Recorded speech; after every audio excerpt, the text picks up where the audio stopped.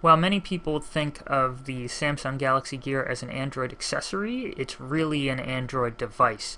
It runs Android 4.2.2, it has an 800 MHz processor, and half a gig of RAM.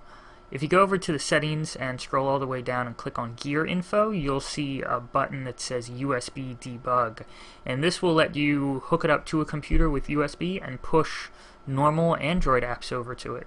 Once you push a second home screen over, you'll see the Android home screen picker pop up. I've got Nova Launcher running here. It works just like it does on a phone. You can swipe left and right and check out the app drawer and push over whatever apps you want and launch them.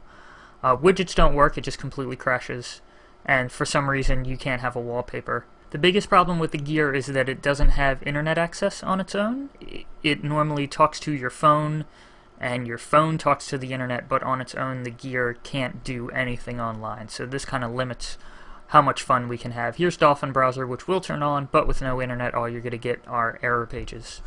With no internet there's not too much you can do, but you can sideload MP3s and blast music out of the crappy little speaker in the watch clasp.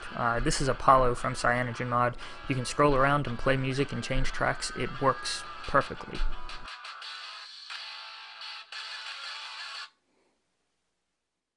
This next one is completely insane. We're going to play Candy Crush on a 1.6-inch screen. It will actually turn on and run, and it works really well. It's just slow when it first loads up. It's an 800 MHz processor, and it's a tiny little watch, so what do you want?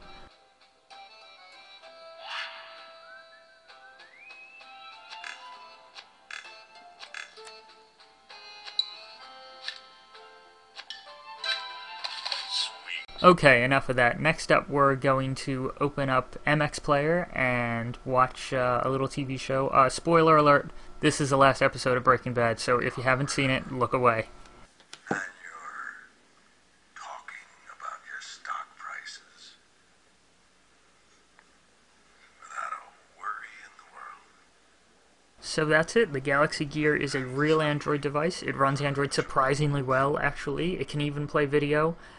It might not be the greatest consumer product, but as a hacking platform, it's pretty fun. You can pretty much sideload whatever you want to it and do all sorts of crazy little projects like this.